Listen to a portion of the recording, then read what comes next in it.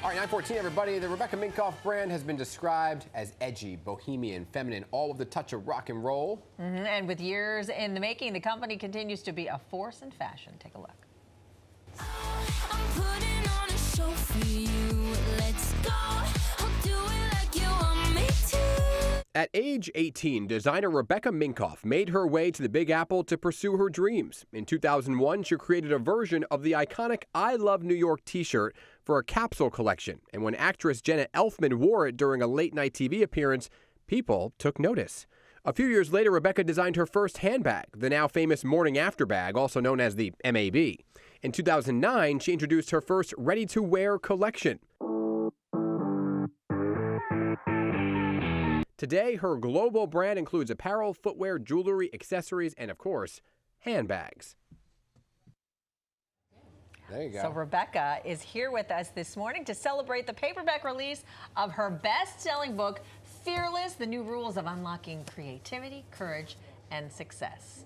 So thanks so much for being here. Thank you for having me. Congrats. Thank you. Amazing. Big day. You have to see the photo on the cover of this book. She is stunning.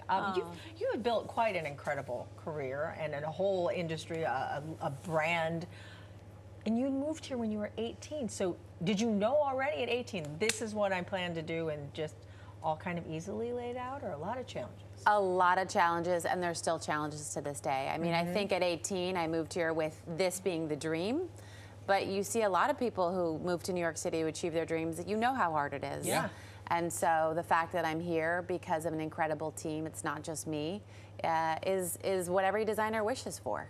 You know, it's interesting, too, and folks can really appreciate the story because you're very open about mistakes you made along the way, too, and learning from those mistakes. So give us an example. Oh, my gosh, so many mistakes. I think when I shipped my first order of bags, I didn't know how to ship an order of bags, and the store owner called me and he said, I'm going to show you what you did wrong so that you have this learning lesson, because most other people would have just canceled their order and sent it back.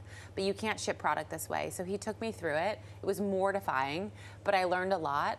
Or another time with one of my first big ready-to-wear orders, the gentleman helping me make the clothing was smoking while he was making everything. And so it arrived to the store smelling of smoke. Yeah. And again, I got a learning lesson. They said, this smells, you cannot do this. So crazy mistakes that happen, and you know, oversights or lack of quality control. Yeah. I mean, you name it, we've definitely experienced it. Yeah. And we can find all of that in your book, right? Yeah, I share a lot of the failures. I think it's important for women to see that it's not all perfect. The path is not always, you know, the yellow brick road. And there are going to be challenges, and it's how you react to it. Do you get back up? You know, and then your success is ultimately determined by that. What about the financial crisis? I mean, the challenges you faced there. Yeah, I mean, we sat in front of our buyers in 2009. We thought we were having a dinner to like cheers in the success of the year. Yeah. And they looked at us and they said, if there is a 5 or a 4 in front of any of your bags, meaning $4.95 or $5.95, which was then considered an affordable price point, they said, we just won't carry the brand. So you're talking to Neiman's and Saks and Bloomingdale's and Nordstrom, and you're sort of faced with, do I lower my prices and take a margin hit and frankly not make any money to stay in business, or do I stick to my guns? And we lowered our prices because our customer was feeling it. She didn't have those funds anymore. But you also, in the book, you added an extra chapter about financial advice, right? So the price is certainly one thing, but what's a piece of advice? And I think it's so open. Thank you for being so open about mistakes along the way, because people think it's all, oh, I just made it, but there's mistakes along the way. Yeah. But the financial component is huge. So what's one piece of tangible advice? I think that women need to get more comfortable talking about money. We are the first to pull out our phones and show off our kids or talk about our personal lives. We need to start asking each other, what are you investing in? What's made you money? How have you diversified your portfolio? And if you don't know the terms, you know, find someone who can help you, a financial advisor, to walk you through this stuff. It's important we learn it early. I didn't learn it early enough. All I knew was I had a savings account that I lost the password for, and thank God, because I looked at it 15 years later, and there was enough for a down payment on a house. Wow. So it can add up. Yeah. And I love that you mentioned women working with women, because that kind of advice goes across all industries. But talk about what you talk about in your book about just the importance of women working together and supporting each other. I know. I think for too long we've been pitted against each other, and especially and most notoriously in fashion, it has been that way. Less so now.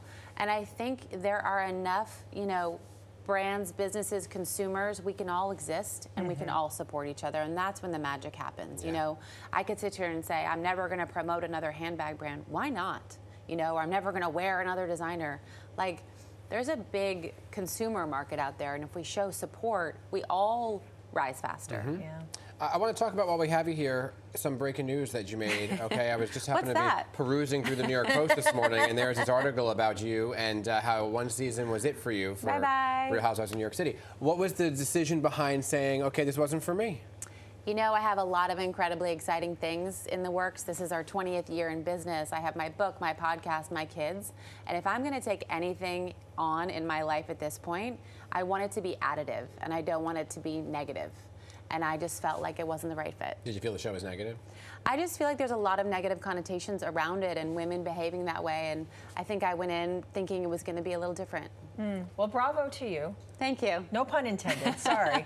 But yeah, congratulations on your book. This is amazing. Can't wait to read it. Thank you. And thanks for coming in. Thanks for having me. Yeah, good to have you.